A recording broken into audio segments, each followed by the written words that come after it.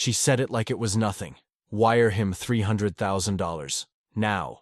Just ordered it. My own mother, weaponizing my father's name like a crowbar to pry open my life's savings. But the bank alert hit everyone's phone first, before I could even speak. Then Derek tried logging into my personal account.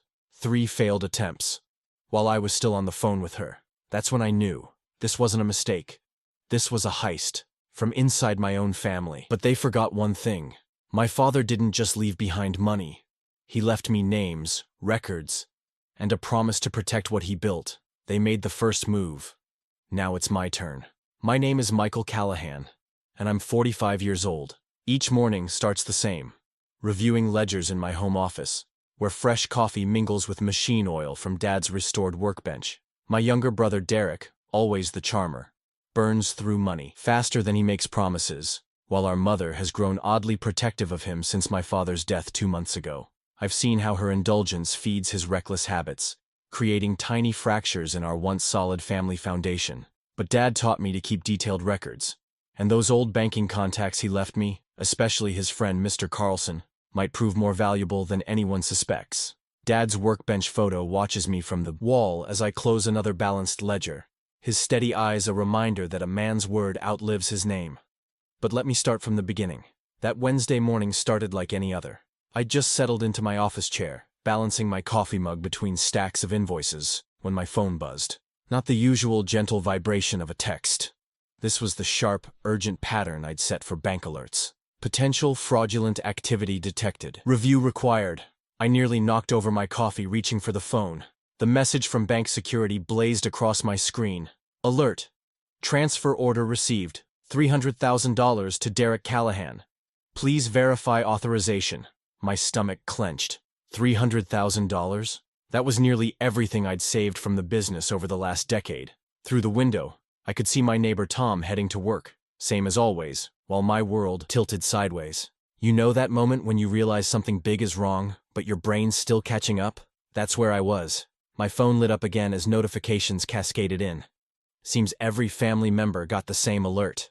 I punched in the bank's number, muscle memory from years of business dealings. The hold music felt endless until Sarah, my regular account manager, came on the line. Mr. Callahan, I'm glad you called. We've placed a temporary hold pending verification. Would you like to review the transfer details? Yes, please. My voice stayed steady, thanks to years of handling supplier negotiations. I need everything. Timestamps, authorization codes, the works. She pulled up the logs. The request came through at 11:43 p.m. last night. The memo line reads, Family Directive. Is that a term you recognize? Never used it in my life. I was already scrolling through my archived statements, hunting for any matching language. Nothing. Just the pending request hanging there like a sword over my savings. The familiar scent of coffee and oil suddenly felt wrong. Too sharp. I forced myself to breathe slowly, the way Dad taught me during my first crisis negotiation. Sarah, I need screenshots of everything. Authorization attempts, IP addresses, timestamps. Send them to my secure email? Of course, Mr. Callahan. I'll mark this for investigation and maintain the hold pending your explicit approval. As I created a new folder labeled Estate Irregularities, my screen lit up again. Mother's name flashed, with that special ringtone she'd insisted I set, the one that meant answer now. My hand hovered over the phone.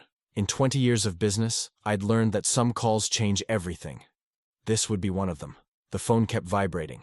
Mother's contact photo staring up at me. That shot from Dad's 65th birthday, before everything changed. Back when family still meant what he'd taught us, it should. I tapped accept and raised the phone to my ear. The silence lasted 2 heartbeats before Mother's voice cut through, cold as January steel. Wire him the money. Now. No greeting. No explanation. Just a command that would drain my business reserves and every penny I'd saved since taking over. Dad's client list. The same voice that used to call me for computer help or Sunday dinner now demanded I hand over my financial future to Derek. Have you ever felt the floor drop out from under you while you're sitting perfectly still? That's what it was like. Hearing those words from my own mother. Michael. Mother's voice hardened. It's what your father would have wanted. Derek needs this chance. My fingers tightened on the phone. The same words she'd been using since Dad passed, wielding his memory like a trump card. Dad wanted his legacy protected, not drained. You know that. How dare you be so selfish? The accusation sliced through the line. Your brother needs a fresh start. We're family. I pinched the bridge of my nose, feeling a headache building. Mom, there's no written instruction authorizing this. None. The bank has strict policies. Policies? She cut me off. I'm telling you what needs to be done. Now. I can't just… Click. The silence hit harder than any shout. Ever notice how quiet can feel like a physical weight? I set the phone down, but it immediately lit up with texts from Derek. Bro, don't be difficult about this. Everyone agrees.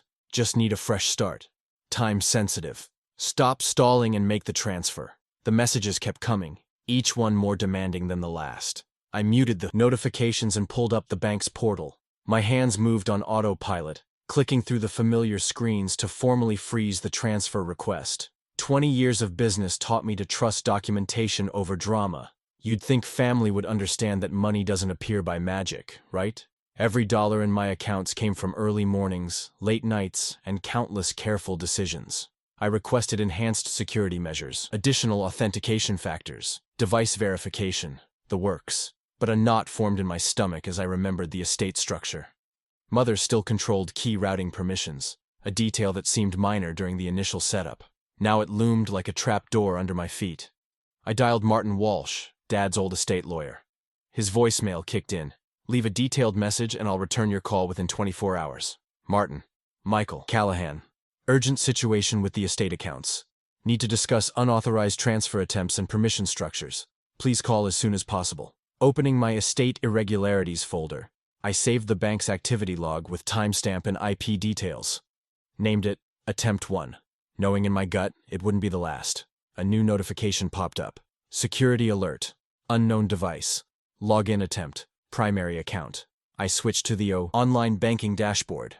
The cursor blinked in the login field. Someone testing the waters. The attempt counter ticked up. 1, 2, 3 failed tries. Remember playing those games where you have to spot the pattern before it completes? This felt like that.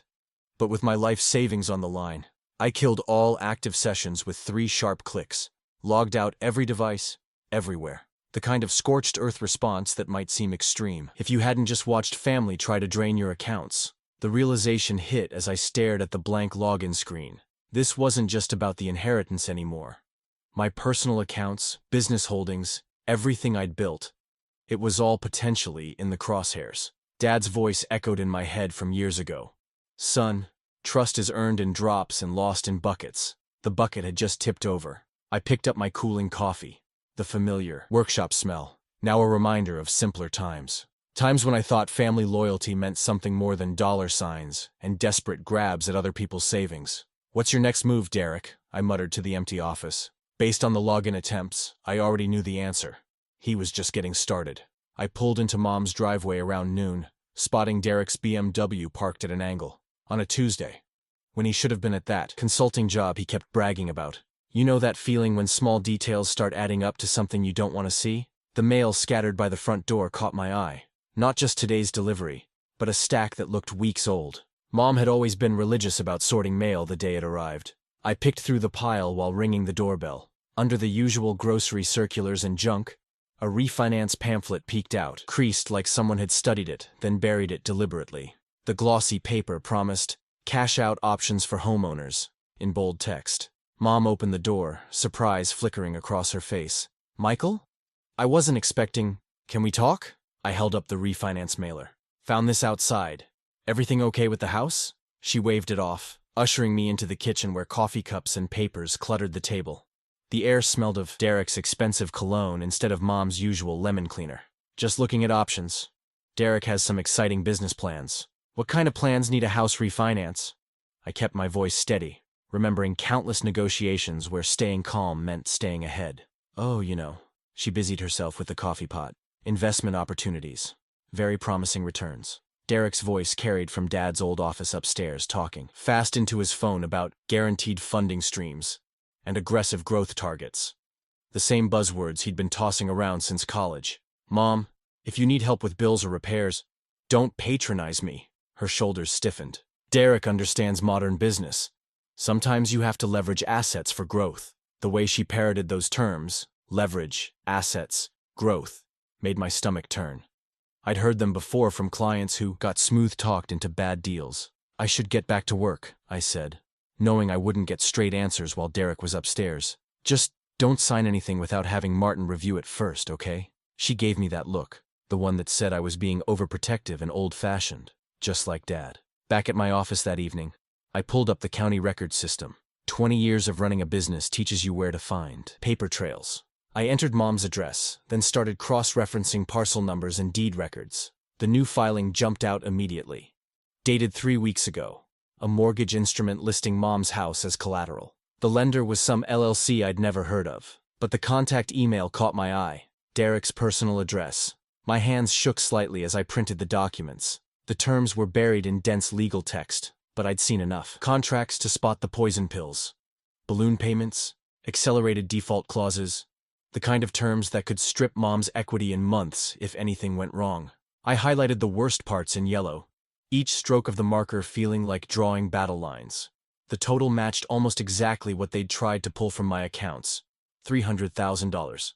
Not a coincidence. Remember playing Jenga as a kid? That moment when you realize someone pulled out too many support pieces? That's how I felt sinking into my chair, seeing how it all connected.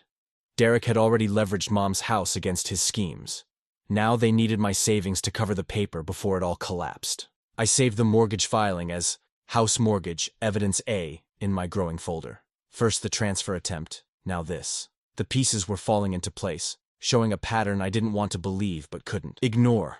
Setting my alarm for 6 a.m. to catch Martin first thing, I stared at the highlighted documents. What else had Derek set in motion while we weren't looking? How deep did this web of financial maneuvers go? My coffee had gone cold, reminding me of all those late nights working with Dad, learning to spot trouble before it spotted you. Trust your gut, he'd say, but verify with paper. The paper was telling a story, all right, one that was about to blow up in all our faces. Martin's office always reminded me of Dad's workshop. Everything in its place. Tools arranged just so. Even at 8 a.m., his desk was clear except for a single legal pad and his morning coffee. You know those people who radiate competence? That was Martin. Thanks for seeing me early, I said, sliding the mortgage printouts across his desk. Found these last night. He adjusted his reading glasses, scanning the documents with practiced efficiency. Each flip of the page came with a slight frown that deepened as he read. Ever notice how lawyers have this special talent for making silence feel heavy? Michael, he said finally, setting the papers down. This complicates things. The estate's entering a sensitive phase, and Derek's positioning himself. Positioning? My coffee went bitter in my mouth. These mortgages, the transfer attempts, they're not random. He's building leverage while the estate's in flux. Martin pulled out a calendar, circling a date that made my stomach drop. We have 60 days before probate filings lock everything in place. If he can establish claims before then, the weight of that deadline hit me like a cement bag to the chest. Dad taught me timing was everything in business, but this was a countdown to losing it all. What's my play here? I asked, reaching for the familiar ground of action items. Document everything, and I mean everything. Martin started writing, his pen scratching quick notes. Bank records, emails, texts. Get certified copies of that mortgage filing. But most importantly, he looked up, dead serious. Complete silence with Derek. No meetings, no calls, no texts. Every contact becomes ammunition. I thought of all those Sunday dinners where Dad preached about fixing problems before sunset. What happens if I wait too long? Delay becomes surrender, Martin said, echoing my fears. Once those 60 days pass, unwinding any schemes becomes exponentially harder. He handed me a checklist, each item numbered with brutal clarity. Start with these. Today. The morning sun hit the window behind him, casting long shadows across the desk. Funny how time feels different when someone puts a clock on it. Back at my office, I dove into lockdown mode, changed every password I had, enabled two-factor authentication across the board, and backed up 20 years of records to an encrypted drive that never touches the internet. Dad's old-school habits about keeping paper trails didn't seem so fussy anymore. The county clerk's office was next. I ordered certified copies of everything. The deed, that predatory mortgage, even the bank's transfer attempt logs. Each document felt like loading ammunition for a fight I never wanted. Standing at my desk calendar, I drew a thick red circle around the date Martin had marked. 60 days. Under it, I wrote, no extensions. in block letters that would have made Dad proud. Remember those school countdown chains we used to make as kids? This felt like the opposite. Each day torn off would bring us closer to crisis, not celebration. My phone buzzed, making me jump. Derek's name lit up the screen with a text. Need to meet tonight. Man to man. Sort this out like family should. The familiar mix of charm and pressure in those words made my jaw clench. How many times had he used that man-to-man line to smooth over bounced checks or borrowed money that never came back? I set the phone face down without responding. Martin's warning about silence rang in my ears, mixing with Dad's voice about keeping your cards close when the stakes get high. The red circle on my calendar seemed to pulse like a warning light. 60 days to protect everything Dad built. 60 days to stop Derek from turning Mom's house into collateral damage. 60 days before the door slammed shut on any chance of making this right. You know those moments when you're about to do something stupid, but you do it anyway? That's how I felt walking into Rosie's cafe to meet Derek. The place was neutral ground, somewhere between his flashy downtown haunts and my practical side of town. He was already there, nursing what looked like his third espresso, leg bouncing under the table like it always did when he was working an angle. Some things never change, right? Mike!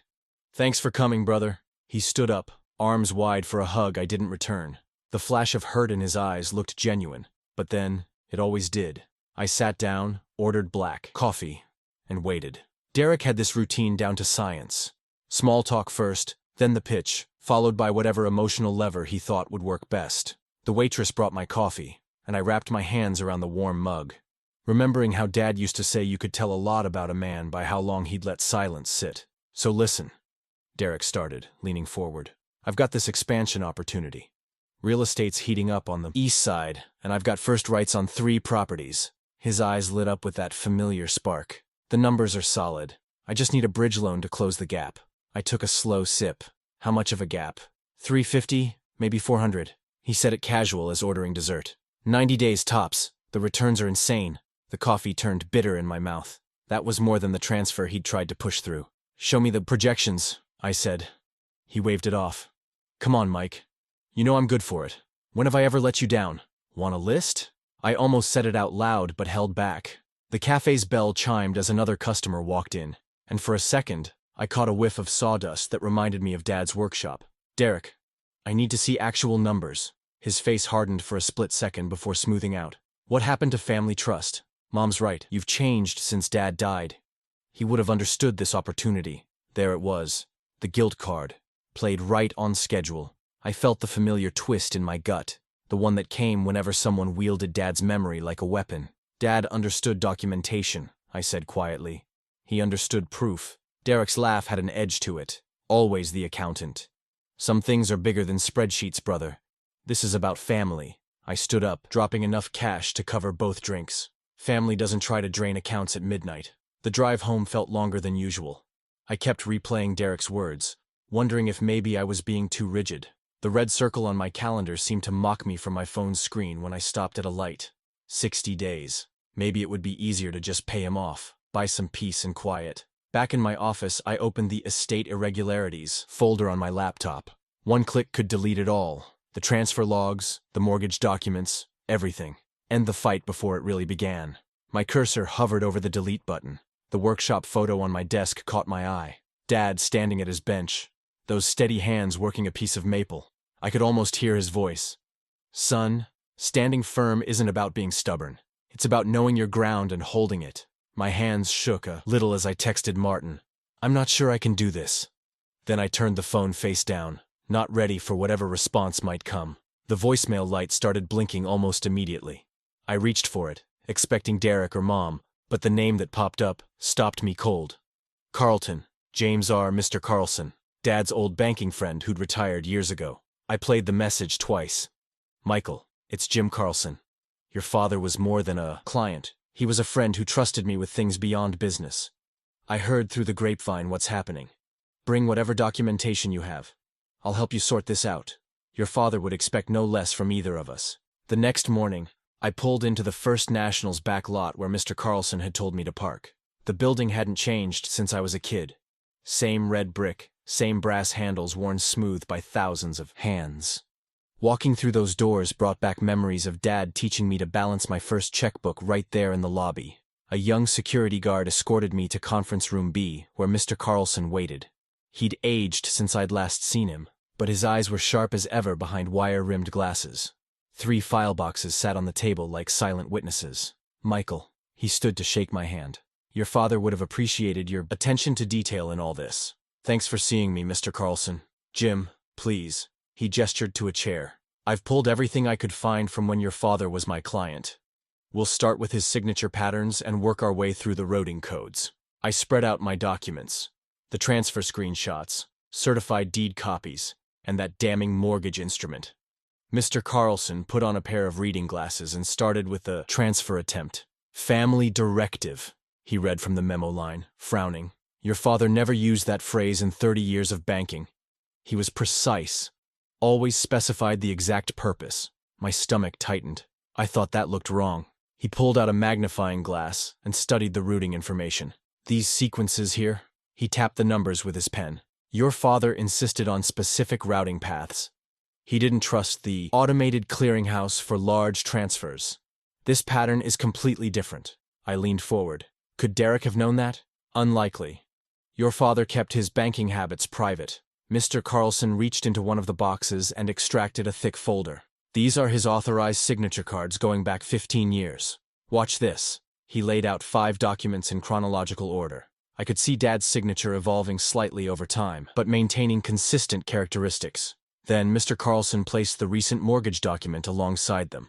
Look at the pressure points, he said, circling details with his pen. Your father bore down hard on his capitals, especially the R in Robert. See how it'd leave an impression on the back of the page? He flipped over one of the old documents to demonstrate. Now look at this new one. I studied the mortgage signature. The strokes were lighter, more hesitant. And the slant, Mr. Carlson continued. Your father wrote at exactly 17 degrees. I measured it once for fun. This signature slants 5 degrees more. Small difference to the naked eye, but significant in forensics. For the first time since that fraud alert, I felt like we were getting somewhere. What else should we look for? Mr. Carlson picked up his phone. Karen, could you pull the microfilm archives for Robert Callahan's accounts? Yes, all of them. And any internal authorization forms from his last 3 years. He turned back to me. Sometimes the best evidence is in the routine paperwork nobody thinks to alter. I created a new folder on my laptop. Signatures, suspect, and started scanning the examples Mr. Carlson had flagged. Each comparison made the differences more obvious. Here's another tell, Mr. Carlson said, pointing to a loop in the C. Your father never closed his cursive C at the bottom. This one does. It's someone trying too hard to make it look proper. My hands were steady as I labeled each scan, but my heart was racing. You sound like you've seen this before. Mr. Carlson set down his pen and met my gaze. I've seen this hand try to imitate authority before.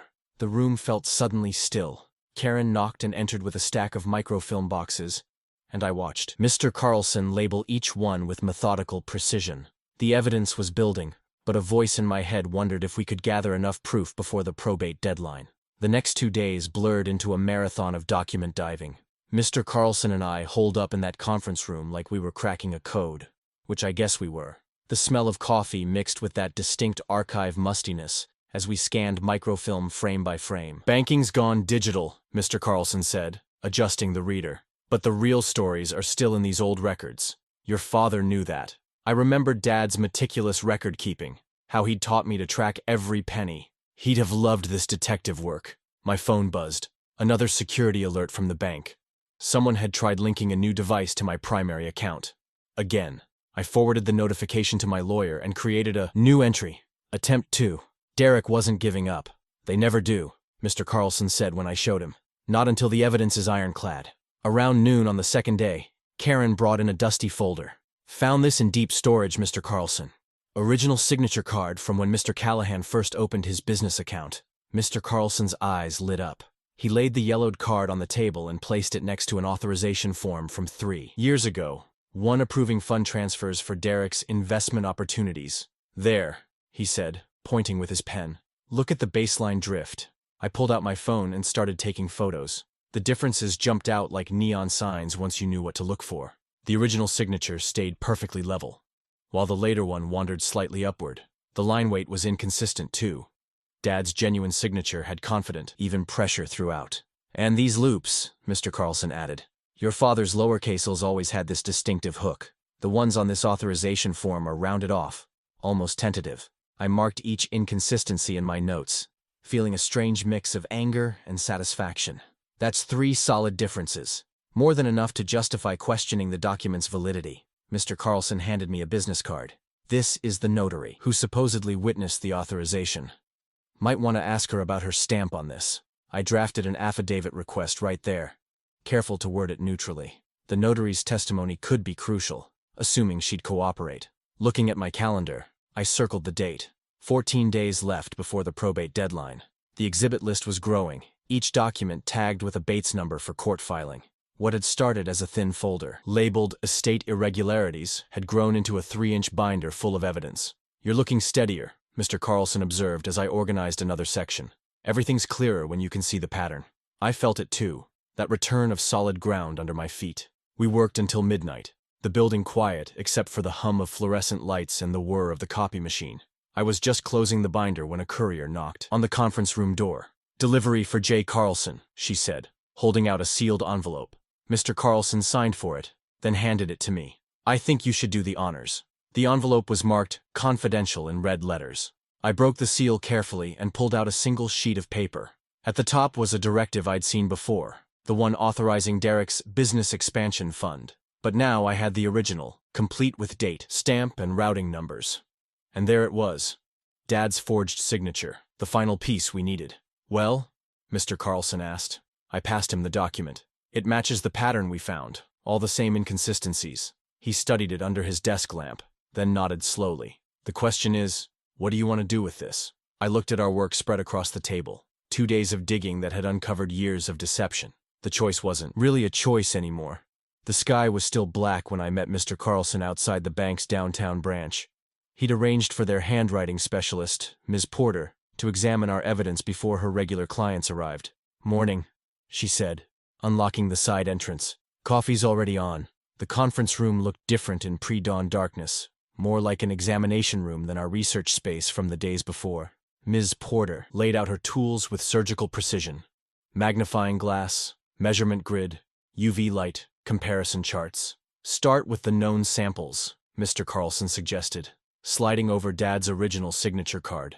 "You ever have one of those moments where your whole world narrows down to a single point? That's what it felt like watching Ms. Porter work." Her pen traced invisible lines in the air above each signature, mapping the flow of Dad's hand.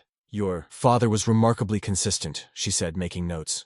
"Strong baseline, distinctive terminal strokes. See how the C always starts with this slight upward angle?" I nodded, remembering how Dad signed checks at his desk every Friday. The scratch of his pen, the careful way he'd blot each signature. Ms. Porter moved to the questioned documents, the authorization forms Derek had used. Her expression changed immediately. "Oh, well, that bad?" I asked. She laid out 5 samples side by side. "It's not even subtle. Look at the pressure patterns." She switched on the UV light. "Natural signatures have rhythm like handwriting. These show hesitation marks, especially at the start of each letter. Someone trying too hard to copy rather than write naturally." My throat tightened as she pointed out deviation after deviation. The slant was wrong. The spacing was forced. Even the ink absorption showed signs of someone pressing too hard, then too light. "And here's your smoking gun." She indicated the loops in Dad's last name. "The genuine signature flows left to right smoothly. These show backward strokes, someone drawing rather than writing." Mr. Carlson watched silently as she documented each discrepancy. I could feel the weight of his experience, knowing he'd seen this story before. "How long ago was this form submitted?" Ms. Porter asked, holding up the earliest authorization. 3 years, I said, "while Dad was still alive." She shook her head. "Then there's no question. This is a simulation, not a genuine signature. I'll prepare my full report, but the basic finding is clear. Forgery." I had to sit down. 3 years. Derek had been laying groundwork even then, falsifying Dad's signature to open financial doors that should have stayed locked. Every project, every investment opportunity since then had grown from that poisoned seed. Mr. Carlson squeezed my shoulder as Ms. Porter photographed her analysis grids. I pulled out my phone and texted my lawyer. "We have forgery confirmation. Full report coming." The response was immediate. "File today if possible. Time matters." Mr. Carlson and I spent the next hour outlining our petition. He knew exactly what the court needed. Emergency motion to contest, 8 documented exhibits, and my sworn declaration laying out the timeline of discovery. Chain of custody is critical, he said, helping me label everything. Every document, every step has to be clear. I checked my calendar. 3 days left before the probate deadline. My hands were steady as I organized the final binder, adrenaline focusing everything to a sharp point. This wasn't about family drama anymore. This was about fraud. The service list took another hour to prepare. Derek's business addresses, Mom's house, their lawyers' offices, everyone who needed official notice when we filed. Get some rest, Mr. Carlson advised as we finished. Court clerk opens at 8. I drove home and laid out my best suit, the one Dad helped me pick for my first business loan meeting. Set my alarm for 5 a.m., double-checked every page in the filing. Before turning in, I stood in my office, looking at Dad's photo on the wall. He was at his workbench, teaching me how to measure twice, cut once. The lesson went deeper than woodwork. We're going to make this right, I told him. Tomorrow couldn't come soon enough. I hit the courthouse parking lot at 7:15 a.m., watching maintenance unlock the heavy doors. My footsteps echoed through the empty marble corridor as I made my way to the clerk's window. Ever notice how buildings feel different before the crowds arrive? Like they're holding their breath, waiting. The clerk, Barbara according to her nameplate, looked up from her morning coffee as I approached. Filing? I hefted the binder onto her counter. It landed with a solid thunk that felt like punctuation. Emergency petition for probate court. Time sensitive. She raised an eyebrow at the thickness, but started processing immediately. The steady chunk of her stamp was the only sound in the lobby. My lawyer, Tom Matthews, appeared at my elbow as she worked, right on schedule. Morning, he said quietly, reviewing the index tabs one last time. Judge Martinez has early duty. She's thorough but fair. I nodded, remembering what Dad used to say about thoroughness being next to godliness. The smell of fresh printed copies and coffee mixed in the air as Barbara finished the intake. Judge Martinez can see you at 8:30, she said, checking her calendar. Chamber 2. You know that feeling when you've planned something for weeks and suddenly it's actually happening? My hands were rock steady as we organized exhibits, but my heart was doing double time. Chamber 2 was all dark wood and filtered sunlight.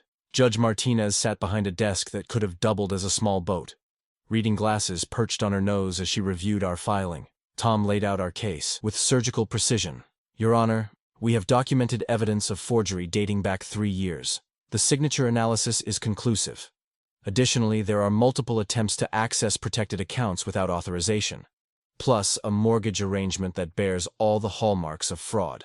He walked her through the exhibits, the forged directive first, then the handwriting expert's report, the bank alerts, property records.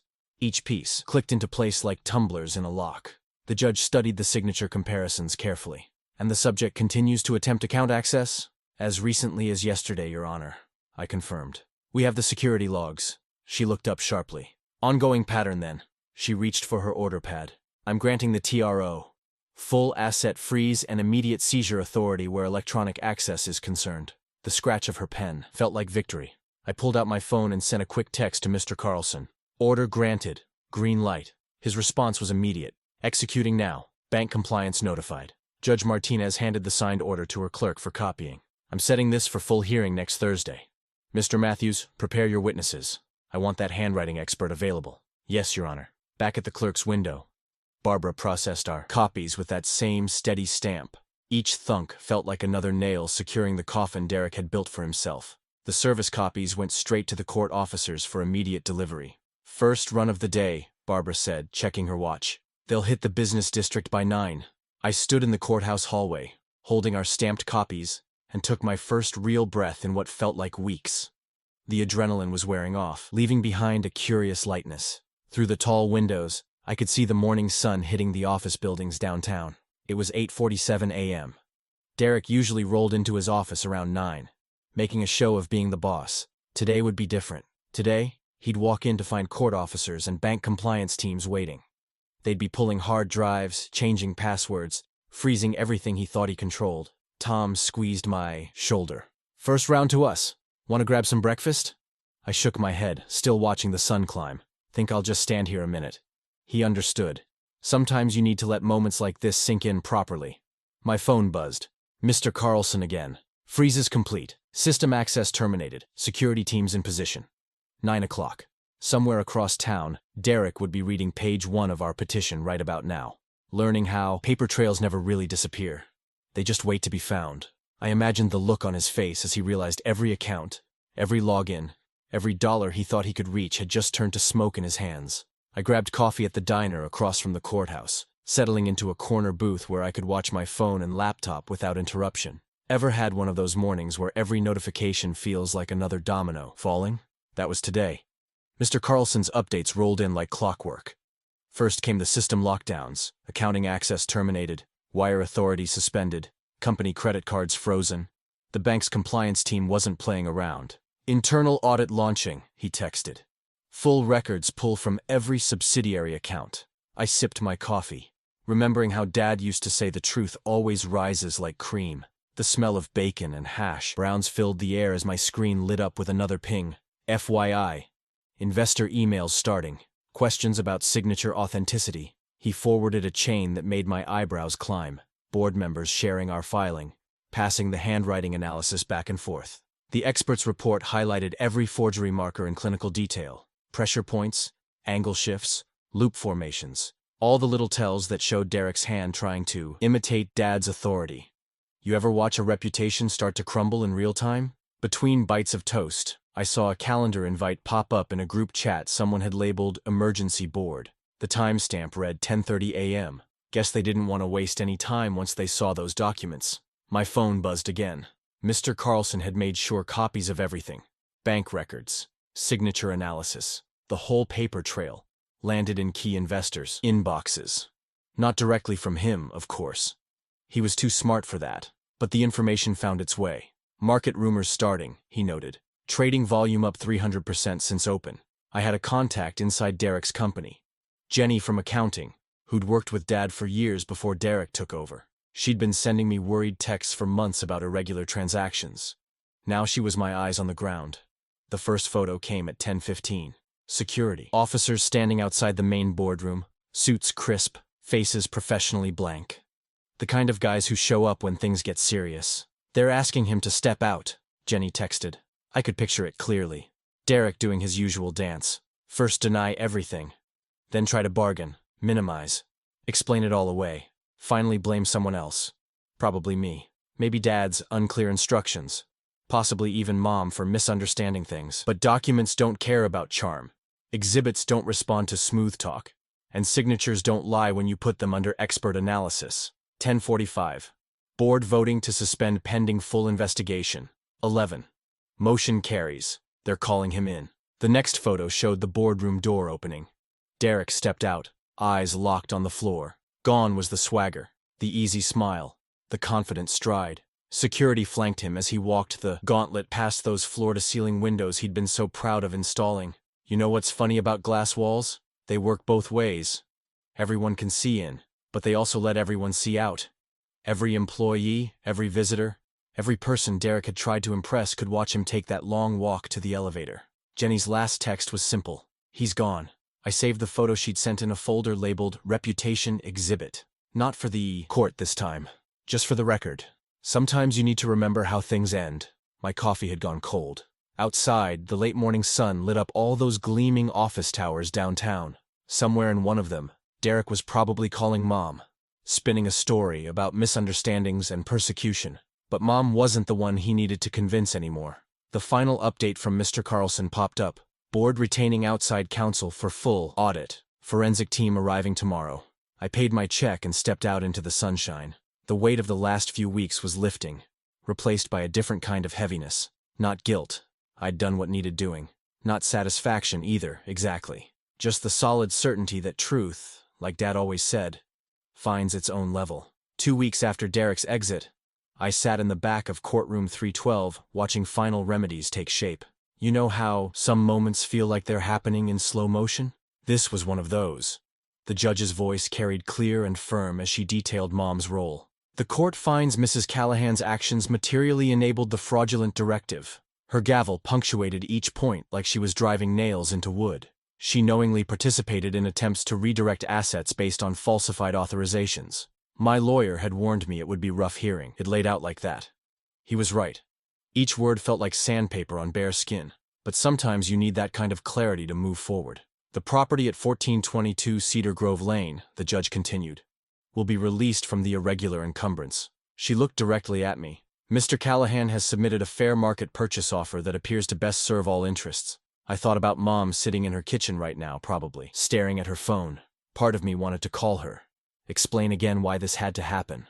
But explanations don't fix trust once it's broken. Sometimes all you can do is rebuild from the foundation up. Remember how Dad used to say every problem has its own perfect tool? For this one, it was paperwork. Mountains of it. My lawyer and I spent 3 hours the next day signing documents, initialing pages, and working through the closing checklist. Each signature felt like another brick being set straight. "These are your copies," the closer said finally, sliding a thick envelope across her desk. "And these," she held up a ring of keys, "are yours now too." Ever notice how keys catch the light differently when they're changing hands? These seemed heavier somehow, weighted with more than just metal. The house looked smaller when I pulled up, though nothing had really changed. Same red brick, same white trim Dad touched up every spring. Even the crack in the third step was still there, the one he kept meaning to fix but never got around to. You'd think walking through your childhood home would feel natural, right? But my footsteps echoed strange against the hardwood. Empty rooms have their own kind of voice. Each one held memories. Homework at the kitchen table, Christmas mornings in the living room, Sunday dinners with everyone talking at once. The workshop door was last. I stood there longer than I needed to, hand on the knob. How many times had I watched Dad disappear through this door? "Got work to do," he'd say, that little half-smile playing at the corners of his mouth. When I finally pushed it open, the smell hit me first. Cedar and machine oil. Fainter now, but still there in the bones of the place. Dust motes danced in the light coming through those high windows Dad installed himself. His workbench stood against the far wall, solid as ever. I'd brought his old toolbox from my garage. The red metal was scratched, but the latches still worked smooth. Each tool inside had its place, wrapped in the oil-stained rags he'd used to keep rust away. The level went on the bench first, the one he'd taught me to trust more than my eyes. Next came the vise, heavy steel waiting to grip true again once I cleaned off years of dust. Getting the power back on took some doing. The breaker box needed labels refreshed. Dad's handwriting had faded to ghosts. I found the right switch finally. Traced the line to a single bulb hanging over the bench. Know that moment when you're about to test something and you hold your breath without meaning to? The light flickered when I threw the switch, uncertain at first. Then it steadied, throwing warm yellow across the pegboard wall where Dad's tool outlines waited to be filled. Tomorrow, I'd start properly. Fresh coffee, clean rags, and a list of repairs as long as my arm. But right now, in the gathering dusk, I just stood there watching that bulb cast its circle of light. The workshop felt like it was holding its breath too, waiting to see what happened next. A week after the hearing, I was back in the workshop, tightening the last bolt on Dad's restored vise. You know that solid feeling when metal finally seats just right? That's what justice feels like too. Everything locked down exactly where it should be. My phone buzzed with another update from bank compliance. I'd gotten used to these notifications, but they still gave me a little jolt. This one was different though. Final status report. All identified accounts remain frozen per court order. No further attempts at access detected. Ever. Notice how victory doesn't always roar? Sometimes it just quietly closes a door. The lawyer's email came next. Subject line clean and professional. Board resolution complete. Inside was what we'd known was coming. Derek had been permanently removed from every position he'd held. The investors weren't taking chances after seeing those signature comparisons. I ran my hand along the workbench's edge, feeling where Dad's palm had worn the wood, smooth over decades. The surface was clean now, ready for new projects. But first, I had something to hang. The restraining order looked different in its simple black frame. Less like a weapon and more like a lesson. I placed it carefully on the wall, right next to the signature analysis report. Seeing them side by side felt right, not because I needed to gloat. Dad would have hated that, but because sometimes truth needs to stand in plain sight. My phone lit up again. Mom's number. For a second, I just watched it ring, remembering all those demands about the wire transfer. But when I answered, her voice was different, softer, worn around the edges. "The roses need pruning," she said, like we were having any normal conversation. "I noticed when I was packing.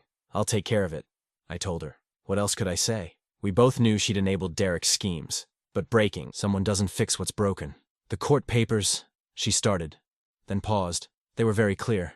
Yes, they were. I should have. Another pause. Well, you always did keep better records than anyone. That was as close to an apology as we'd get.